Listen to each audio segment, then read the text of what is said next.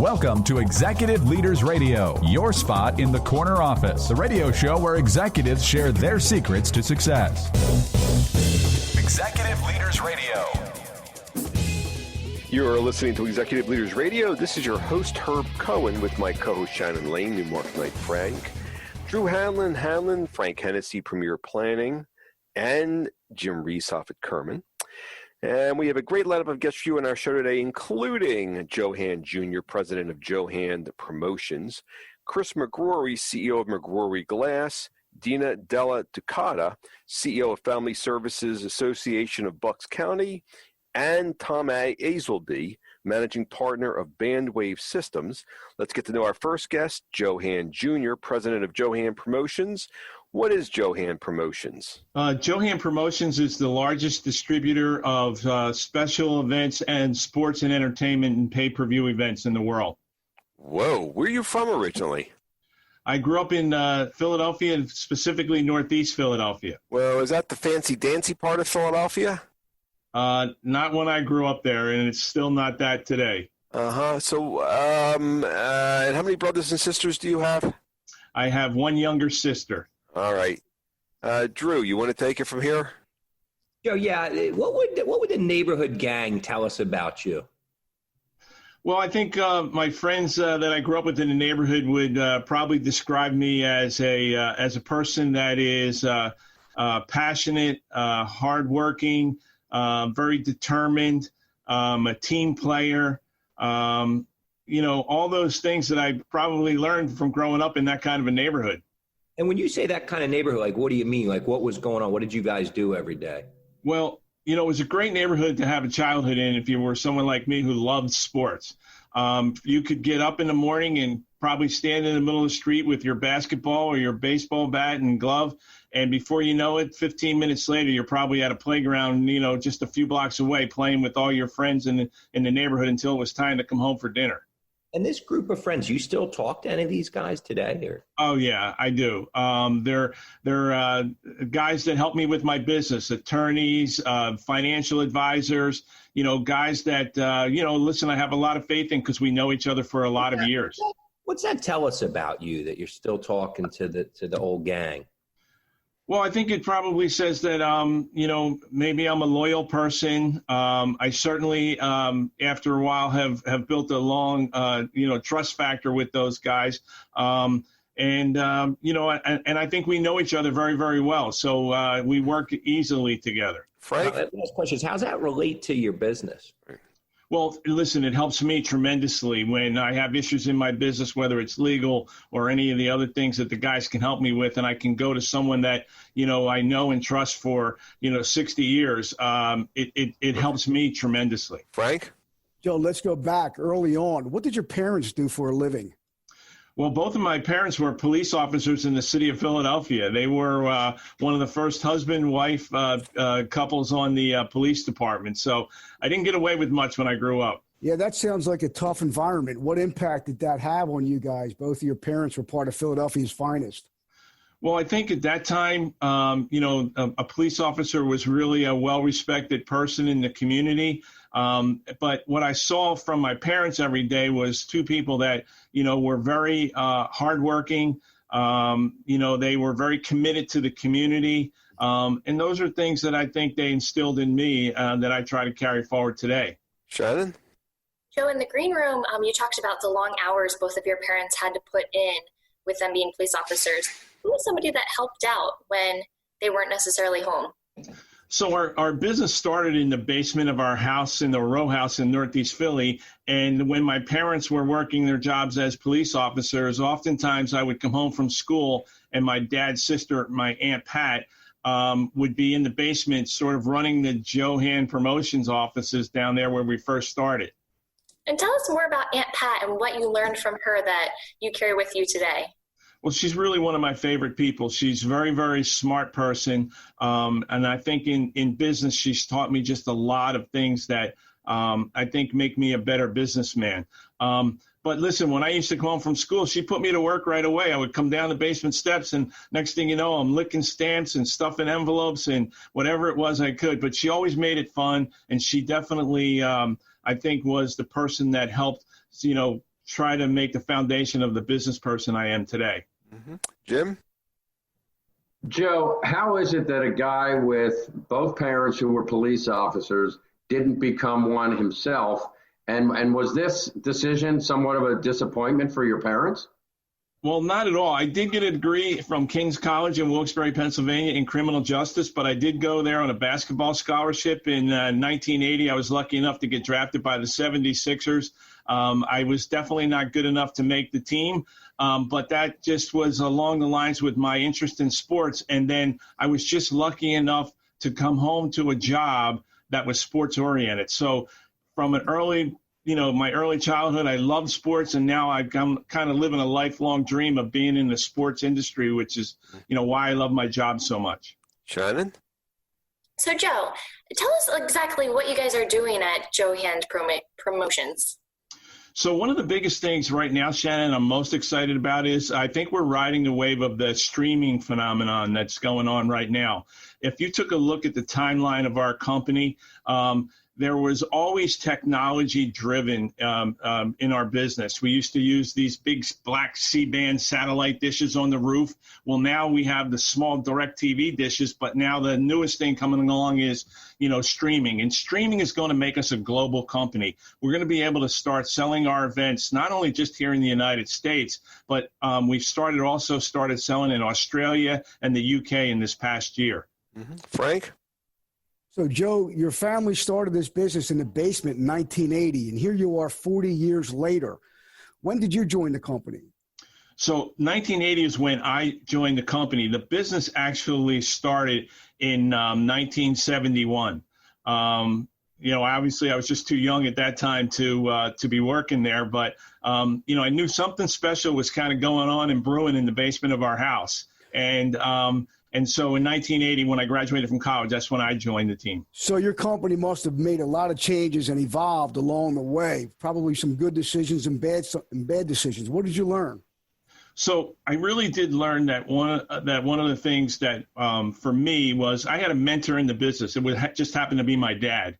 And I worked beside him every day. And one of the greatest things he ever taught me was to make sure that we make sure that the business continues to evolve. Don't get stuck back in, what the technology was in the early 1980s. It has changed dramatically since then. And actually now it's made our business bigger, better. And so I think his advice is really ringing true to form here. Drew? What's next? What's the future of Joe Hand Promotions? I think the future of us is to be more of a global company. I think that's what we'd really like to be. We've grown now. We're about 35 people strong. Think about that. There was 2 or 3 people in the basement of my dad's house 50 years ago. But we're 35 people strong now with international contacts. The spectrum of content that's out there is incredible. The technology with streaming is going to be able to allow us to do a lot of regional events also. It just makes us more nimble as a company, and that's the exciting part. When you drive through the old neighborhood today, how does that make you feel? I love going back there. It's on my way back to my home in Bucks County, Pennsylvania, and sometimes I'll get off and drive through the neighborhood, and I don't have anything but great memories of there. It makes me feel good. Frank? And humble, and very humble. So clearly the staying power and the evolution of Joe Hand Promotions is admirable, but I have a feeling it's still a lot like the old neighborhood in Northeast Philly. What traits do you take from the neighborhood to the company today? I think when I look at the lineup of the people that we have working for us right now, I feel like it's a little bit of a smaller version of our neighborhood. I have a lot of relatives. I had my grandmother living right down the street from me. Aunt Pat only lived a couple blocks away. A couple aunts and uncles that live very close to us. So I have a lot of relatives here in the business, and we've got a lot of loyal employees. I've got some employees that have been here working for us for almost 30-some years now. That aren't family members. So, I think that just is a replication of, the neighborhood. Joe, what's the website address of this organization known as Joe Hand Promotions? Pretty simple, joehandpromotions.com. Let me have that one more time. joehandpromotions.com. executiveleaders.com. We've been speaking with Johan Jr., president of Johan Promotions here on Executive Leaders Radio. Don't forget to visit our website. It's executiveleadersradio.com to learn more about our executive leaders. That's executiveleadersradio.com to learn more about our executive leaders. And we will be back in a moment, right after this quick break. Don't go away. I promise to come right back. You now can recognize your deserving business advisors on our nation's leading Business with Heart radio show, executiveleadersradio.com. Yes, you can recognize your deserving business advisors on our nation's leading Business with Heart radio show, executiveleadersradio.com. Simply visit executiveleadersradio.com, securely enter their info, and we'll reach out to spotlight your deserving business advisors on our nation's leading Business with Heart radio show, executiveleadersradio.com. Don't wait. This radio and online social media and search engine exposure is quite valuable to your advisors. Yes, this radio and online social media exposure is free and quite valuable to your business advisors who deserve to be recognized. Visit executiveleadersradio.com now to nominate your deserving business advisors.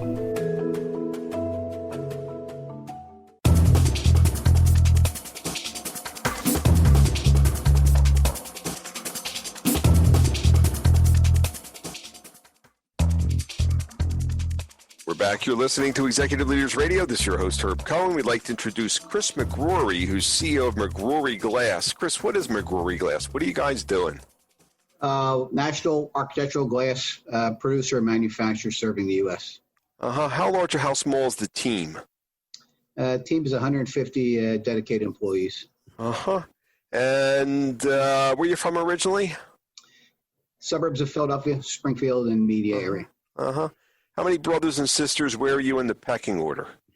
I am number 4 of 10. 5 boys, 5 girls. And what was going on with you 8 to 14 years old? What were you up to 8 to 14? Woke up at 7, went out and started playing sports. Came in the door at 11 p.m. after we were done playing sports. So you were a lot of neighborhood sports. What kind of sports were you playing? Wiffle ball, basketball, kickball, hockey. You name it, football. So, what was your role? What was the effect you had on these teams? Regardless of the sport, how did you affect the team? Scrappy, refused to lose, did what it take to help the team out. Earlier, when we were talking in the green room, you told me you don't really feel like you're the CEO of this business. What was that all about? What were you telling me there? I don't, because it's. If I left tomorrow, there's 3 other good brothers to be in my place, and we're all a team, and from the lowest to the highest person in the company. But you're the CEO. Let me ask you a question. When you took over as a CEO, you told me earlier the company was 50 people. Now it's 150. So evidently, the brothers and everybody else wants you as the CEO, and you grew the company. You tripled the size of the company because you don't feel like the CEO. Give me that again. I did not grow the company by threefold. The employees grew the company by threefold, including this great sales team we have. It's not close to an I at all. So you're the kind of guy that doesn't think it's because of you. You're just doing what you did when you were a kid, which is whatever it takes for the team to win. Stay out of the way of the good players and help where you can. Okay, just wanted to make sure I understood because you're the guy who's done it. I can't argue with it. Frank? Chris, I want to ask you about Dad. Early on, you said he was one of your coaches. What was his coaching style? Always prepared. His practices were long and hard, and his teams were always in the best physical shape, and he coached a very aggressive style. And then you said he came knocking on your door when you were in college. What was that all about? Yeah, I was away at college. The phone rang before cell phones on the wall, and said he was starting his own business, and asked if I would be kind enough to leave college and give him a hand. So how old was he at this time? He was 52. So 10 kids, middle-aged. This had to be a profound sense of responsibility. Did you feel that? What did you feel at that time? I was scared as heck. Just scared. And yet you joined up with him. You've grown the business. You've bought another company. How many family employees are there now? Oh, there's 7 brothers and sisters work here. And Yep. Do you feel the same awesome sense of responsibility that your father must have felt? Without a doubt. Mm-hmm. Shannon? Chris, I've got to know. Tell us about your mom and what she was like when you were growing up. Tiny woman, fierce as a lion. You wouldn't want to mess with her best day, but she's also very soft and wonderful. Tell us more about that. What do you mean? Well, she was business savvy. She directed my father in some senses. She owned 51% of the business, so she had final call, and she was strong. And what did you learn from Mom that has helped you to build the business today? Work ethic, flat out work ethic. And how was she able to teach you that work ethic? Well, you saw her getting up at 4 a.m. to do wash. That was a sure sign that she was serious.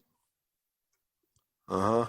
Your mom got up at 4 a.m. to do the wash with 10 kids and was running a business? True.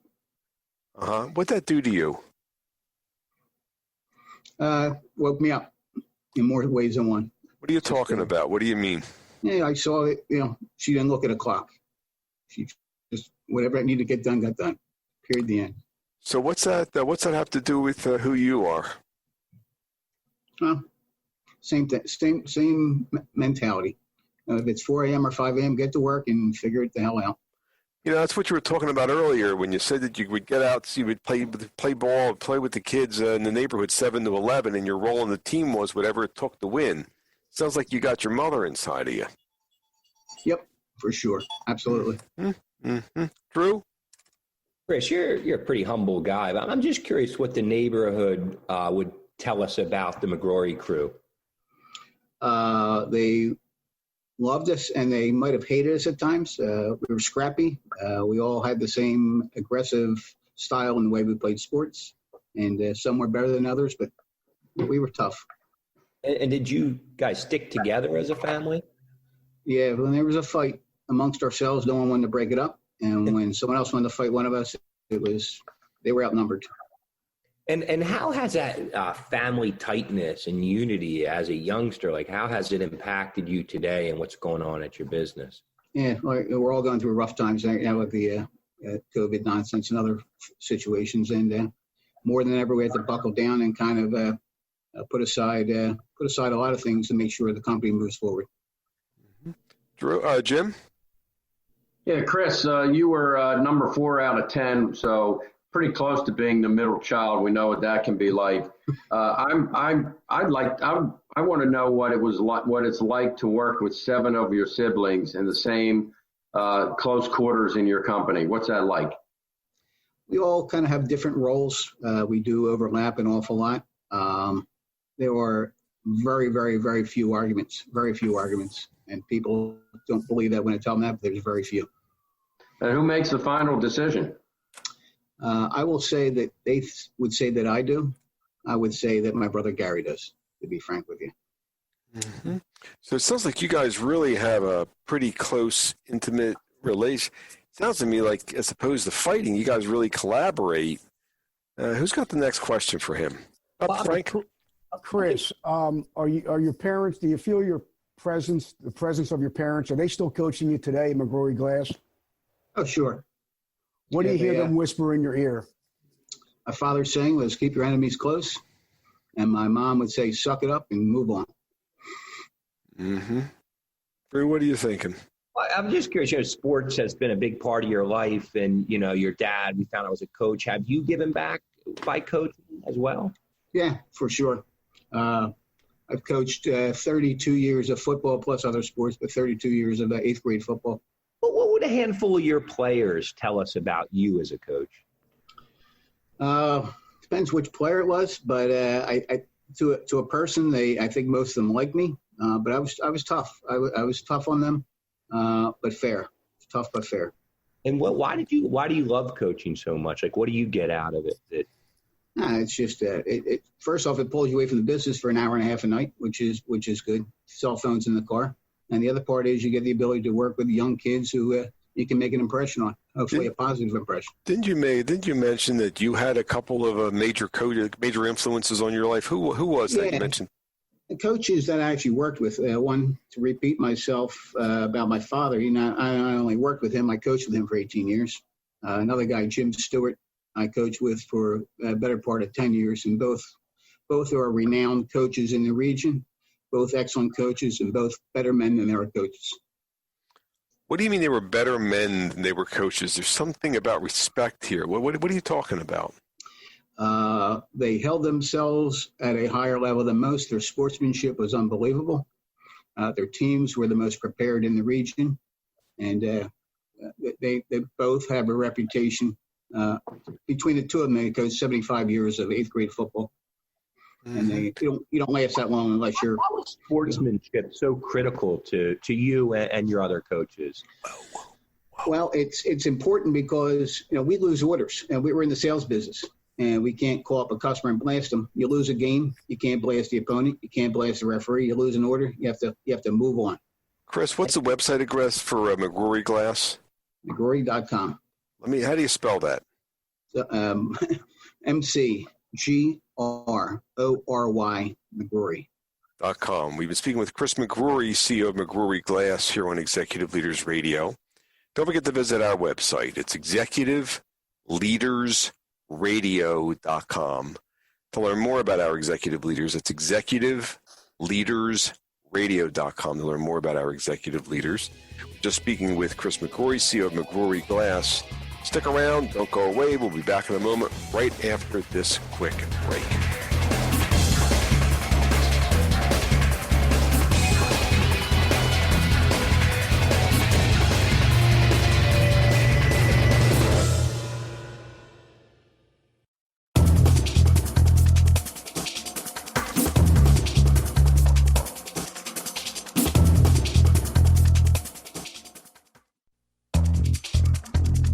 Back, you're listening to Executive Leaders Radio. This is your host, Herb Cohen. We'd like to introduce Dina, Della, Ducata, who's the CEO of Family Service Association of Bucks County.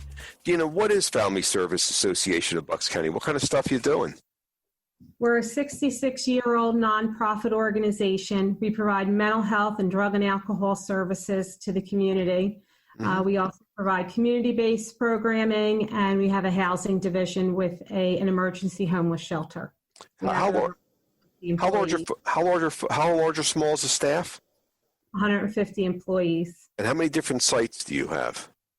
Over 25. Wow, this is a large organization. Where are you from originally? Cherry Hill, New Jersey. Which is a suburb of Philadelphia. And how many brothers and sisters, and where are you in the pecking order? I have an older brother. All righty. Give me an idea of 8 to 14. I've got some notes here from when we were speaking in the green room. And you told me you started babysitting when you were 12, and you did it right through college. What did you enjoy about babysitting? Caring for a young child. I enjoyed working with the children, with teaching them and giving them skills and abilities for the future. Wait a minute. Some babysitters do it because of the money. Some babysitters don't really like babysitting anyway. Well, what did the parents think? What did your clients think? What did the parents think of the way you were babysitting their kids? I think that they felt that I was trying to make a difference in their lives. I tried to teach them different skills. I think they enjoyed someone who was spending time with their child and not just watching them. What's that have to do with your role? It says here you're the CEO of Family Service Association of Bucks County. The fact you're not just watching them, the fact that you care and you're trying to teach them skills. What's that have to do with who you are nowadays? Well, it directly relates to the mission of our organization, and we are here to help the children in the most vulnerable populations in Bucks County. Perfect. All right. Shannon. In the green room, you also mentioned that ballet played a big role in your childhood, and you mentioned you went to a studio that was owned by your dad's cousin. Tell us more about her and why she was someone that you looked up to. My cousin, her name was Angela, and she had this quiet confidence about her. She had strength. She was a performer. She brought girls together. Again, underserved girls in Philadelphia. We were all together. It was like a sisterhood. And what did you learn from Angela back during your ballet days that you still carry with you today? I think it's the skills that she had of the discipline and that quiet strength that she would bring girls together to show them how they felt special and what they could be in the future. Mm-hmm. Frank? Dina, I'm wondering where that sense of compassion comes from. Tell me about your parents. What did they do for a living? My mom and dad were both teachers, and then my father sat on the board of a nonprofit mental health center, and then he was asked to be the CEO approximately 40 years ago. How long was he the CEO? Is he still CEO? Yes, he currently is. Wow, what did you take from that experience? Wait. Did you ever go to work with him when you were a little girl? Many times I went to work with him. My father had a very strong work ethic. When you went to work with him, what did you see? What did you do? What were you doing there? I would spend time in the different programs, in the different departments. I learned a lot about the mission and giving back to the community and the populations that the organization was serving. Didn't you mention that your dad's still doing this and that you're running the same kind of organization but in another county in Pennsylvania? That is correct. So you really talk about what did you get from Dad that you're bringing to work every day. I mean, you're doing basically the same thing, aren't you? Yes, basically the same thing, just in two different counties. Uh-huh. Do you still talk to Dad about what you're doing for a living? Every day. You think he's proud of you? I would hope so. Why? Why do you think he's proud of you? I think because we are very much a family that gives back to the community, and I think that he would be proud that I've gone out on my own and have been able to pave my own way in the world, but also giving back in the similar vein. Mm-hmm. Interesting. Drew? I just want to go back to your cousin Angela who performed. Did you ever get to see her perform live? I never did get to see her perform live. And how about in reverse? Did she ever come watch you when you were dancing? Positively. I spent many years, probably over 10, 12 years, performing under her studio, and many, many performances, both solo and in group. What did that mean to you to have somebody of her caliber like watching over you and guiding you? I think it made me feel special. It made me feel valued. It gave me confidence. It made me feel important. How about Mom and Dad? Did they come? Yes, to every performance. And how has that impacted what you're doing today, having that support system? I think it has instilled in me, again, a sense of confidence, a sense of strength to be able to lead this very multifaceted organization. It's a huge responsibility as a nonprofit organization. So well, the fact that you got recognized and supported as a little girl, it sounds like it came through in terms of your babysitting. It also sounds like it's coming through in terms of your running this organization as CEO, 150 people, 25 sites. Am I reading that correctly? That is correct. Uh-huh. Why are you doing what you're doing? Why don't you go get a job somewhere else? You find this meaningful? I find it very meaningful. I started over 20 years in the behavioral health field, and I've been giving back since then from all different areas of the city of Philadelphia, and I find it very important and very valuable. Mm-hmm. So over the course of time, I guess the needs in the community have changed. Have you had to shift the business model over the course of time? Positively, the challenges have changed. Most recently, we've had to change how our emergency shelter is being run. We've had to change the model as well with our food pantry. We are feeding more people than we have ever fed before. In 1 month, we've fed more people than we did last year. So, in 1 month, you fed more people than you did last year? Correct. How do you do that? How do you organize all that? All the help that's needed, the food, like what's involved in that kind of stuff? There is a tremendous amount involved. We have dedicated staff who have put in more hours. We've expanded the food pantry hours. We work with our community partners for increase in food delivery. We work with our county partners to get additional funding. We're constantly looking at the business model to meet the needs of the community. Where's the money coming from to do this? The money comes from federal, state, county dollars. And we also have over 300 volunteers in the center, and we do a tremendous amount of fundraising. You're the CEO of this thing. Do you ever go there? Do I ever go? You ever go to the food pantry? Oh, positively. Not only do I go, but we give out food. Everyone in the agency is responsible. If someone comes to our door, we are giving them food. And that's the mission of our organization, is to make sure our people are provided for. So you're not some fancy dancy CEO that sits in her office, are you? No. Why not? I think it's important to role model and to make sure taking care of our population that we serve is everyone's responsibility in the organization. Mm-hmm. So you decided that you're going to be the model for that. You're going to set the example. Positively, yes. Mm-hmm. Frank? So, Dina, you're clearly making an impact on the vulnerable in society as well as the society. Tell me what's more important to your organization, your strategic vision and leadership skills, or your empathy for the vulnerable? I think both. I think that's an interesting, I think it depends on the time and the situation. Sometimes it's more important to understand the needs of the community and put the strategic, in the back burner. And then there's times when strategic planning is the most critical in order to sustain the organization. And what's the website address of Family Service Association of Bucks County? FSABC.com. .com or .org?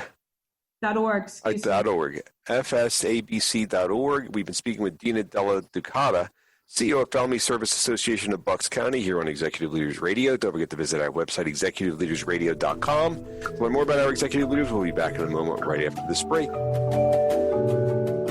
Recognize your deserving business advisors on our nation's leading Business with Heart radio show, Executive Leaders Radio.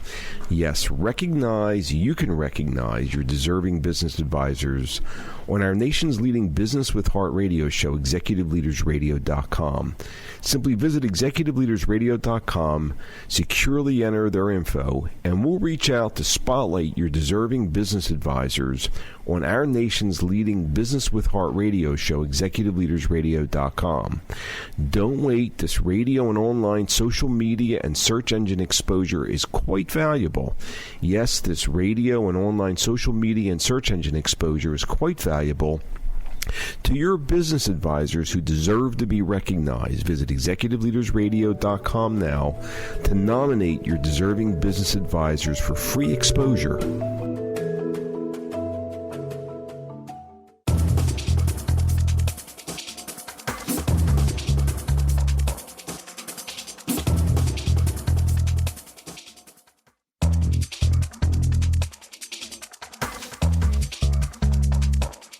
Back, you're listening to Executive Leaders Radio. This is your host, Herb Cohen, with my guest, Tom Azelby, who's the managing partner of an organization known as Bandwave Systems.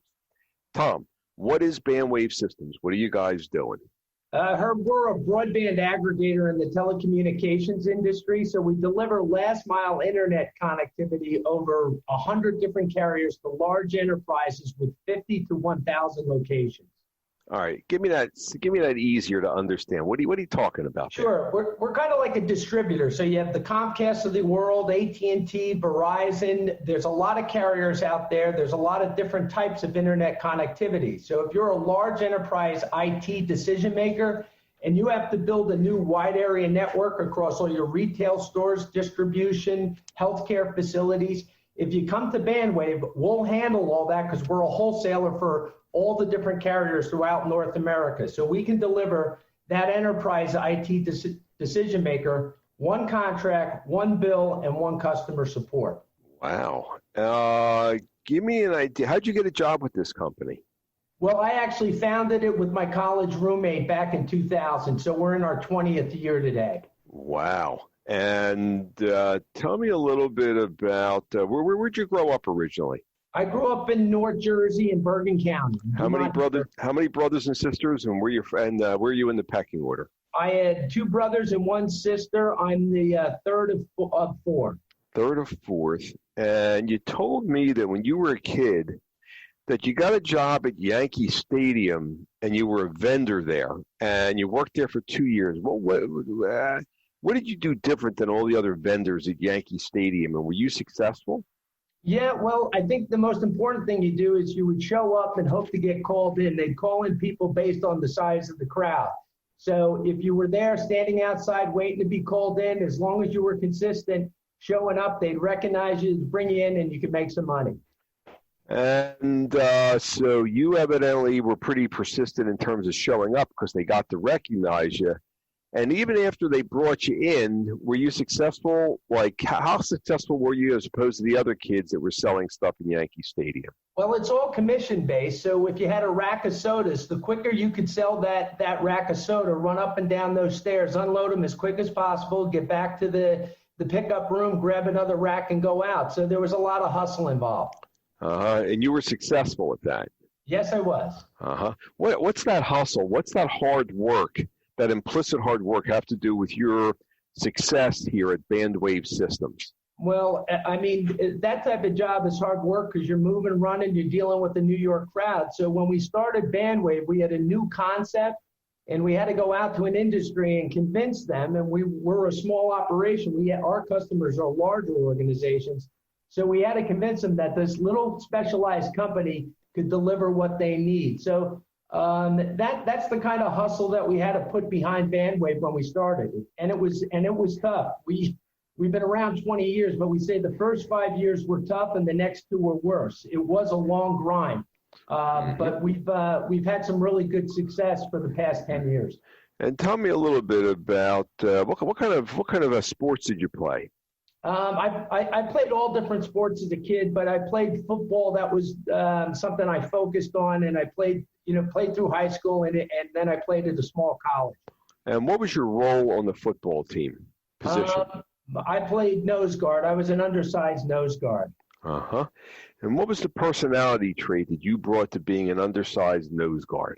I think you have to be tenacious. You gotta really want it because you're going up against bigger guys. You got to be a little bit quicker, try to be a little bit stronger. And I think a lot of entrepreneurs, if they have those characteristics, it's a good foundation. It sounds to me like, there was a similar characteristic you brought to really working hard and hustling as a vendor at Yankee Stadium, and the same tenacious personality trait you brought to being nose guard on the football team. Now, does that tie into who you are nowadays and the reason that this organization known as Bandwave Systems has been successful? Yeah, I would think that you have to be committed, and any entrepreneur knows this. There's dedication to just showing up every day. Sometimes that's the toughest part, especially in the beginning. You got to keep showing up. You got to keep chopping wood. And you got to look for opportunity. And I kind of think that kind of upbringing, working in the South Bronx, New York, playing football, I think those characteristics help you kind of tough it out through the tough times. Mm-hmm. You mentioned that when you were 16-ish, your dad was able to help you get a gig in, I think it was New York, as a stagehand. What were you doing as a stagehand? It was fun in the sense, you're on a television set, a soap opera, you're behind the scenes of a Broadway show, you're knocking down scenery, building it, or working at a show and having certain cues, which could be pulling a curtain or moving scenery at a certain time. But you work with a lot of older people, older guys, and as a young person, you kind of learn how the world works, good and bad. Mm-hmm. So what did you learn from working as a stagehand that's helped you build this very successful Bandwave Systems? Once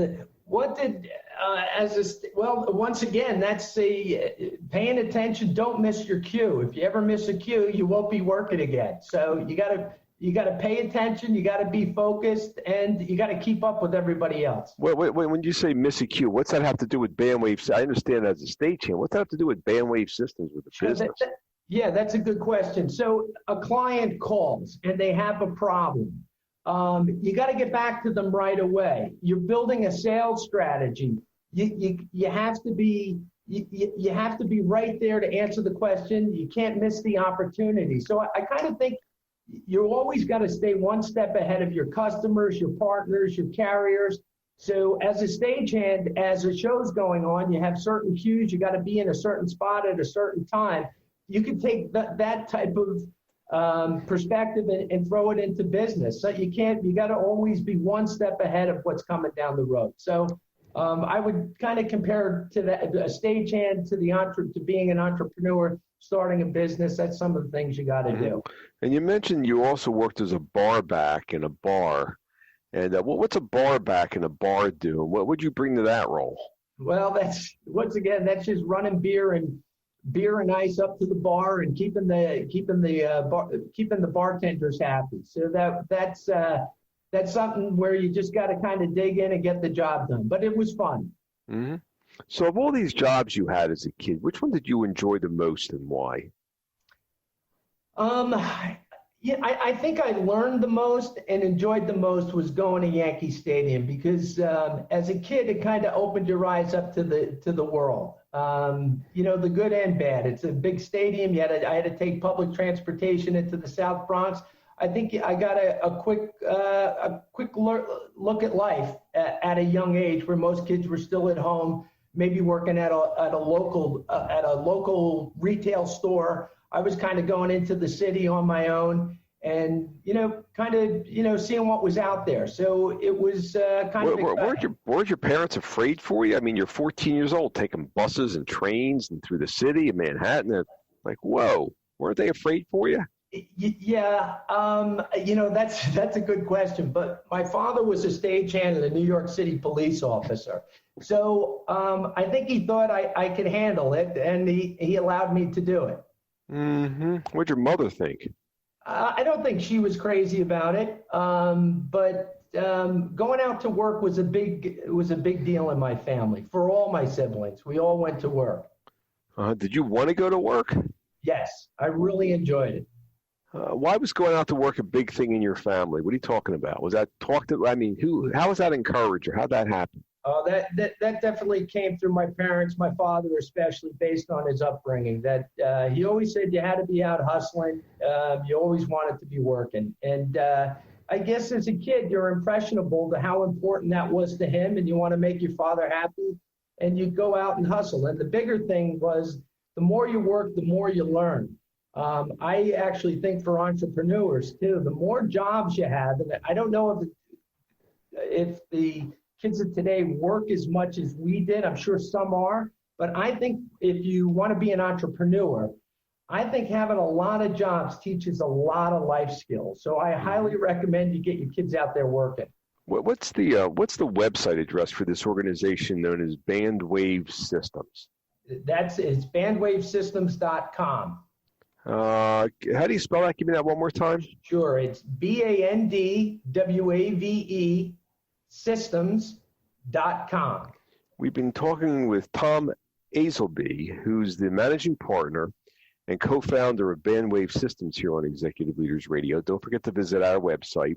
It's executiveleadersradio.com. That's executiveleadersradio.com to learn more about our executive leaders. This is your host, Herb Cohen, and we've had the opportunity of speaking today with Joe Hand Jr., president of Joe Hand Promotions, Chris McGrory, CEO of McGrory Glass, Dina, Della, Ducata, CEO of Family Service Association of Bucks County, and most recently, Tom Azelby, managing partner of Bandwave Systems. I'd like to thank my co-hosts, Shannon Lane, Newmark Knight Frank, Drew Hanlon, Frank Hennessy, Premier Planning, and Jim Reese, Alpha Kerman, for giving me a hand structure of questions, hopefully providing our listening audience an educational and entertaining show. I'd like to thank our listening audience for listening. Otherwise, we wouldn't have a radio show. Don't forget to visit our website. It's executiveleadersradio.com. That's executiveleadersradio.com to learn more about our executive leaders. And thank you for joining us today. And have a nice day. Bye-bye.